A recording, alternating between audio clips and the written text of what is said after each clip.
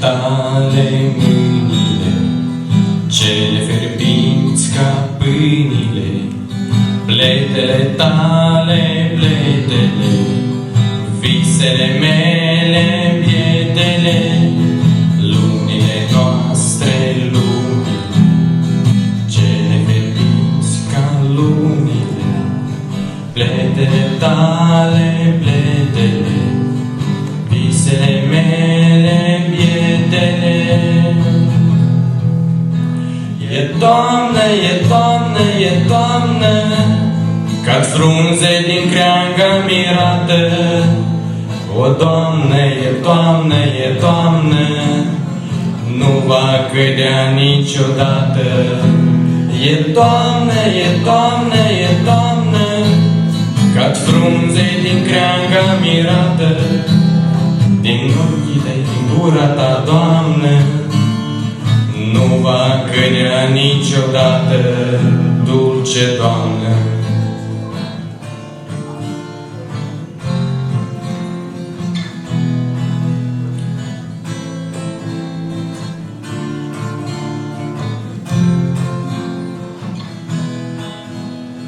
Buzele tale, buzele, cele mai dulci ca muzele, pletele tale, pletele, visele mele, bietele, lunile noastre, lunile, ca pe aripi în șirele, zilele noastre, zilele.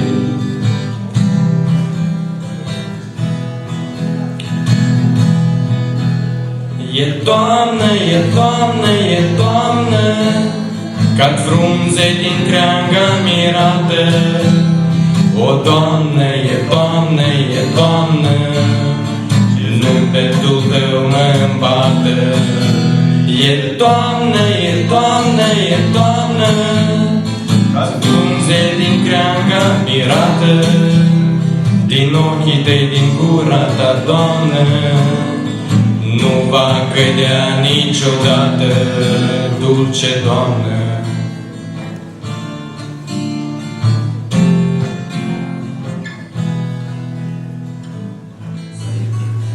Și-a pătit, și-n patii a trăit, dar patimile nu l-au biruit.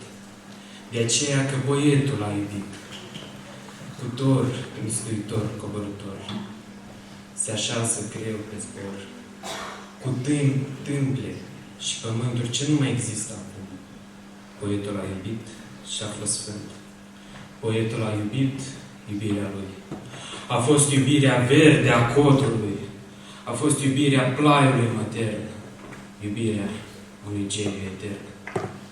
Moldovean de la născare, moldovean și patriot al acestui colț de glie, cred în Ștefan Voievod, om de înaltă omenie.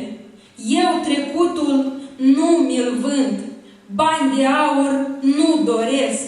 Ori și unde, ori și când, știu ca omul să muncesc.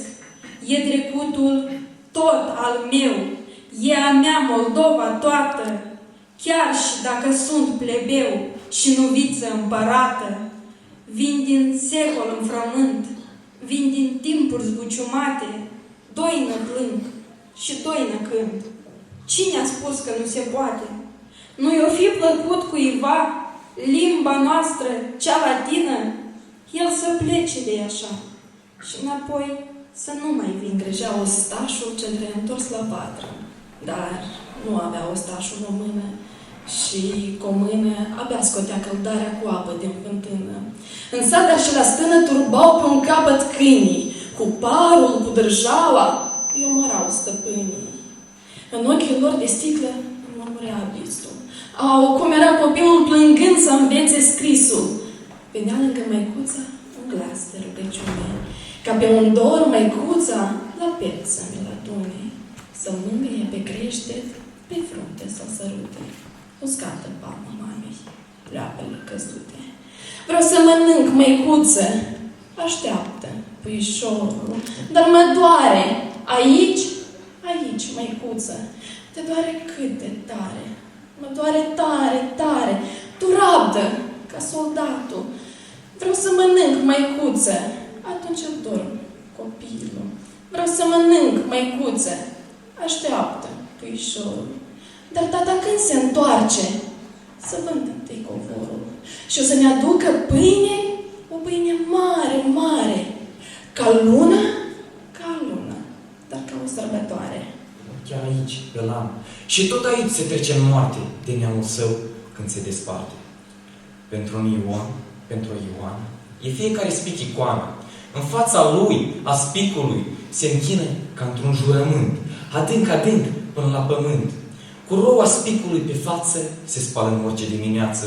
Din spicul cel de greu răsare, Părinte, soarele cel mare, să-l vază o lume și să-l știe, un tot întreg cu această glie. Pe orice țăran nu doare, când cineva din întâmplare, sau poate nu din întâmplare, fără spicul în picioare. Iar dacă îl doare, ce o să facă?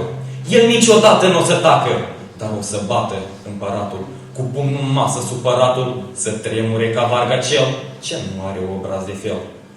Iar dacă nu o tremura, ca pe un vrăjmaș l-o alunga și singur el va rămânea, cu pruncul lui, cu dorul lui, în casa lui, pe vatra lui, pe lanul moldoveanului, truditului, țăranului. De aceea zic, această pâine la noi nu crește din țărâne, ci crește sfântă precum el, din nesfârșită dragoste, cum nu și închipuie, eu zic, omul străin și venetic.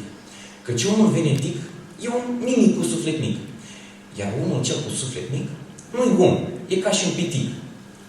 Țăranul a fost și va rămâne un tot întreg cu această pâine, ci pâinea pentru el se spune, e ca un fel de rugăciune.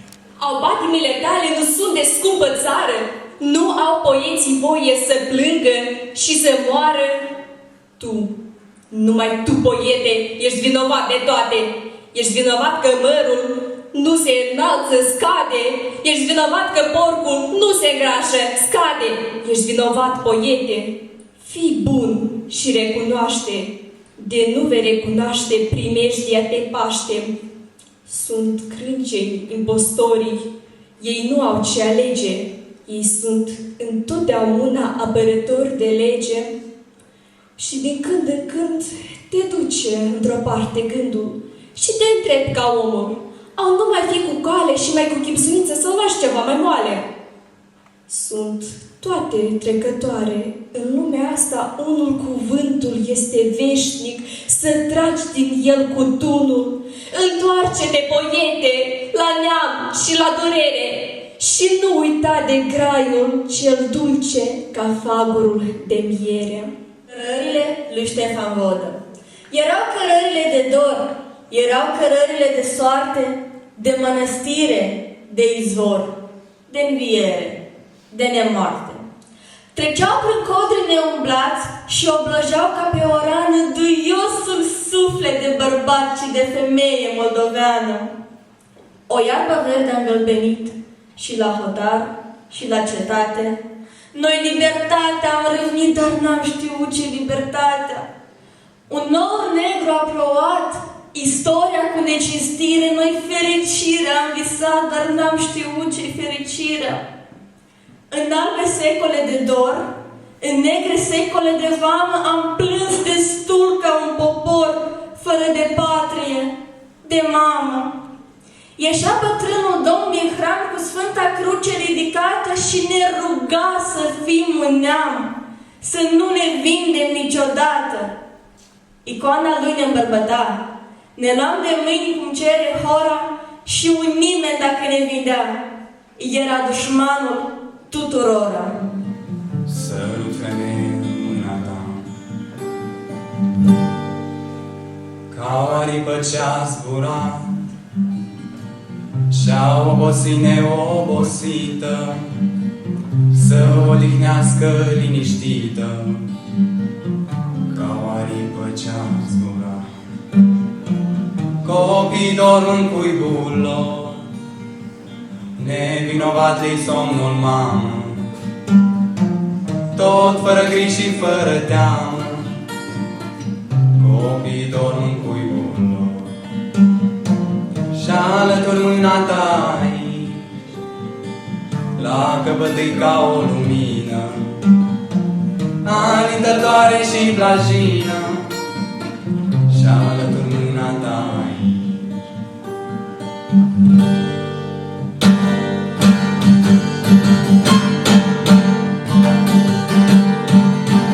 Sfântă-ni casa cu focul ei veșnic din vatră, Sfântă-ni casa cu pragul ei tare de piatră, Sfântă-ni casa din leagăn de dor ce coboară, Sfântă-ni casa ce crește fecior și fecioare, Sfântă-ni casa cu focul ei veșnic din vatră, Sfântă-ni casa cu pragul ei tare de piatră, Sfântă-ni casa din leagăn de dor ce coboară, Sfântă-ni casa ce crește fecior și fecioare.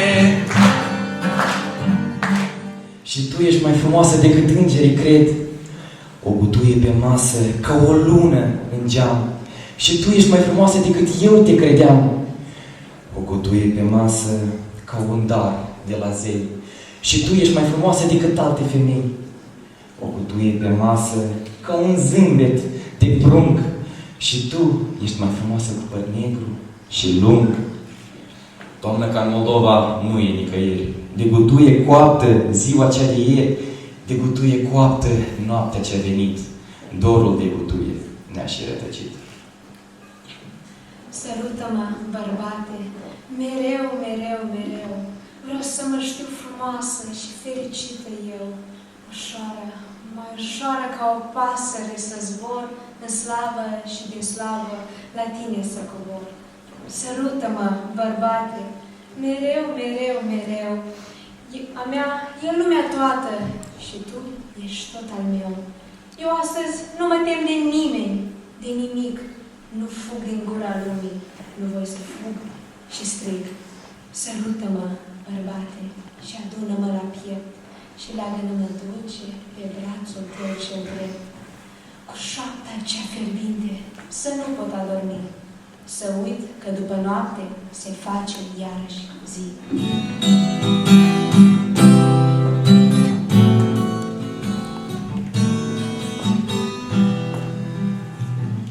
După munte, după râu, e poiana mea, când de vreme, când târziu, eu mă plimb prin ea. După munte, după râu, flori și trandafiri, după munte, după râu, tainici amintiri. În poiana mea n-ai mai fost de mult, în poiana mea s-a făcut un drum. În poiana mea a crescut un prag, îl privesc în sus, acele îi cad. Lacrimi cad, se așterne roa, cad, lacrimi cad, iarăși, iarăși plouă, cad, lacrimi cad, se așterne roa, cad, lacrimi cad, iarăși, iarăși plouă. După munte, după râu, am venit acasă. După munte, după râu, eu sunt tot acasă. După munte, după râu, flori și trandafiri, după munte, după râu, tainici amintiri. Lacrimi cad, se așterne roa, cad, lacrimi cad, iarăși, iarăși plouă.